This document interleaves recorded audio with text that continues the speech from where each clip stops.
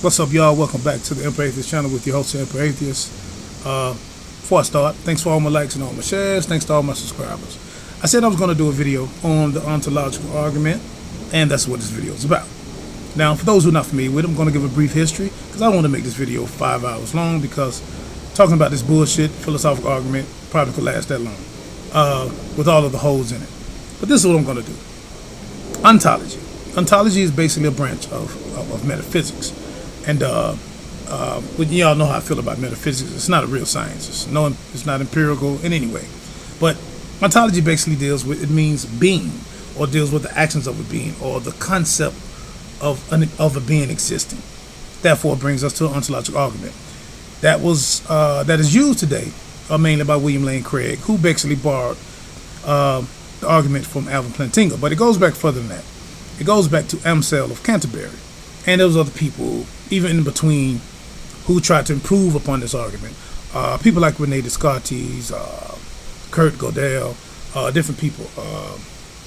There's other people, Leibniz, Gottfried Leibniz.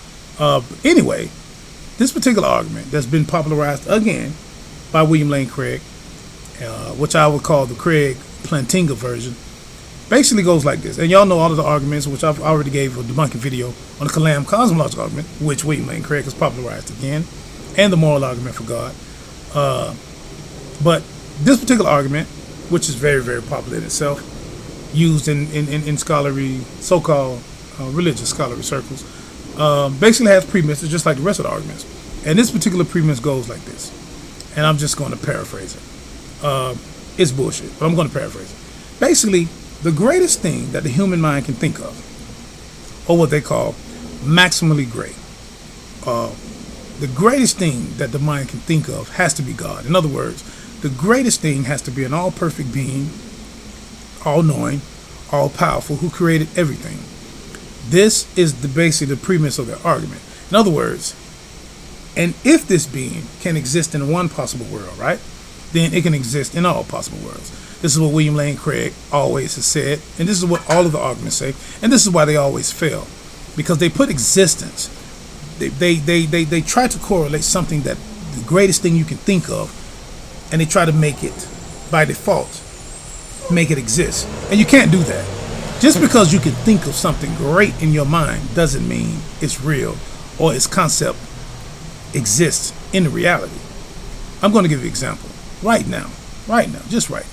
I haven't ate any breakfast or anything, but I can think of the biggest, maximally great steak ever. And this steak is probably a T-bone steak. And it's bigger. It expands further than Jupiter and Pluto. This is a great big steak. It'll take a lot to eat the steak. This is a real big steak with a potato the size of the sun, with butter and everything inside of this potato. This is the maximally greatest potato I can think of. Now, does that mean this potato and this steak exists? No, it does not.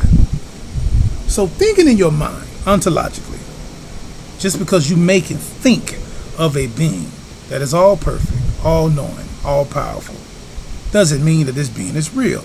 Now, I know some of you are probably listening to me right now saying, I can't believe this is actually the argument. Yes, it is the argument. I'm going to leave the link in the argument. Matter of fact, I'm going to leave William Lane Craig, because I love to see other people suffer from listening to the bullshit that he says. So I'm going to leave his link. I'm not going to leave any refutations of it. You can find how people have debunked this for centuries, but I'm going to actually put William Lane Craig ontological argument in the link so you can go listen for yourself. Yes, it's going to give you a headache, so get you some Excedrin or whatever you want to take, Tylenol, whatever you need. Get some, get you a beer, whatever you need to do, but just go listen to his argument. But these are the premises for the argument. Basically, that the mind, the human mind, the greatest thing that we can think of, the maximally greatest thing that we can think of, has to be God. And this God has to exist because, in other words, William Lane Craig specifically says, Plantinga specifically says, like I said, it's no different than the other arguments, that if this being possibly exists in one world, then it has to exist in all worlds. So, in other words, the greatest thing you can think of has to be real. Now, I know I just gave an example how you can apply this same concept with anything. I just applied it to some steak and potatoes. Now, You can apply it to whatever you want to apply it to. The biggest bird or biggest mosquito ever that you can think of has to exist. The biggest mosquito you can think of, maybe as big as the planet Earth. I don't know. But this is the same thing, and this is how they make God. And the same thing I always argue about the cosmological argument, how they make God, how these religious people and theists make their own definitions to fit their own arguments, which is really shooting themselves in the head. Because in the cosmological argument, as I've made a couple of videos on, they make their own personal God, the uncaused cause, or what we call the unmovable mover. You can't do that. I mean, it defeats the purpose of an argument, even though we know it's not evidence. But back to the ontological argument. This is the basis of the ontological argument. It is to say that the greatest thing that the mind can think of must be all perfect, all good, omniscient, or whatever the fuck you want to say. And that this being must be God. Now, why does this argument fail? I just gave a few examples. I'm going to give a few more. It fails, not only does it fail because there's no empirical evidence for it, but it fails because whatever you can think of in your mind, the mind can think of a lot of things. And we can prove this just by movies, by how directors and people create things. The Muppets, how somebody created Big Bird. The thought had to start in the mind. Does this mean that there's an actual Big Bird or Scooby-Doo somewhere that's actually on another planet because our mind thought about, somebody on Earth thought about Scooby-Doo or Big Bird? Is there a greater Big Bird? Is there a maximally great Big Bird? Is there a maximally great Scooby-Doo? Is there a maximally great? Are the Transformers real? The people who conceived the Justice League and conceived all of the characters, Superman, Batman, Wonder Woman, conceived the Avengers, Captain America, they conceived it in their mind first. Then they made the characters, put them in a comic book, DC, Marvel. Are we to say that what they thought of, which if we could think of that as being maximally great superheroes, does that mean that these superheroes are real? Or did this concept start in the mind and someone just put it off into a comic book and it became a character in a book, which started from the concept of a mind? This is why the ontological argument defeats itself. Because just because the human mind can think of whatever they may think of as the greatest thing, and another thing this argument does, it makes all minds the same. What you may think of as the greatest possible being might not be what I think of as the greatest possible being. I don't really think of any greatest possible being anymore because I'm atheist. I don't think it exists. And even if I could think of a greatest possible being, my greatest possible being would be more akin to maybe Apocalypse of the X-Men more than it would be the God of the Bible or the Quran. Because that just seemed like it would make more sense. Because the God of the Bible and the Quran is a very ignorant being, very stupid. You want to sacrifice human beings and kill women and children. And I just don't think I would want to think of something that could be that terrible and then consider it great or maximally great at the same time. That doesn't make sense to me. Because something, if I could think of or conceive something that was all love or all powerful or all knowing, there's no way it could have made the same mistakes as the Bible, as the God of the Bible and Quran did. A being, the God of the Bible and Quran, cannot be the greatest thing that we could think of as being a being that could be about all love or love everybody and do the things that it did in those books. Committed genocide, commanded the Israelites to kill people, kill babies and children, drown innocent animals.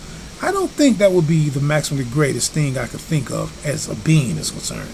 So therefore, I reject the ontological argument. I'm going to leave the link in the video so y'all can see how this clown, William Lane Craig, tries to actually use it or weave it. But like I always say, man, an argument in and of itself is bullshit. It doesn't matter what ontological argument. But I just brought the point up of William Lane Craig and Alvin Plantinga because that's the most popular one. But like I said, it goes back to Anselm of Canterbury.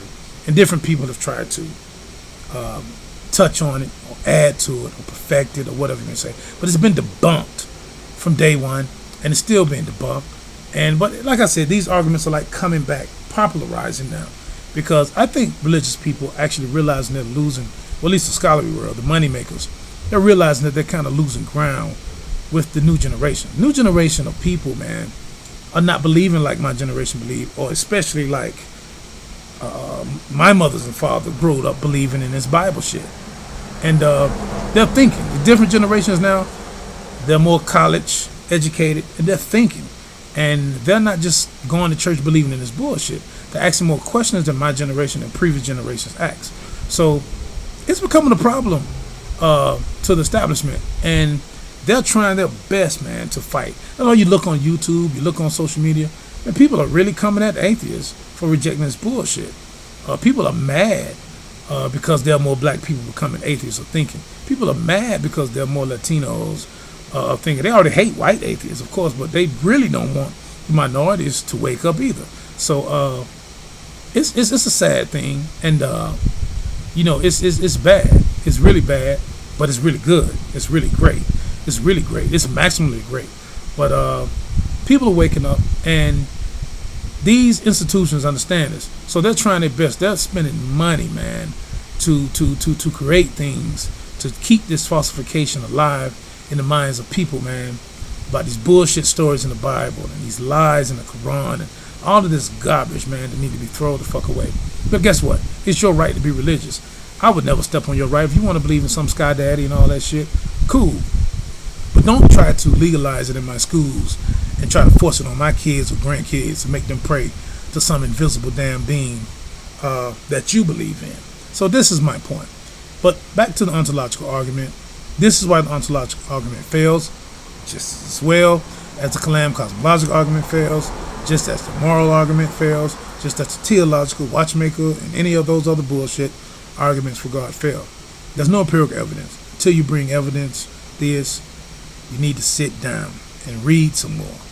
Get your head out of the comic books, because I can think of a maximally great superhero that will kick your God ass. I'm the Atheist. I'm out. Peace.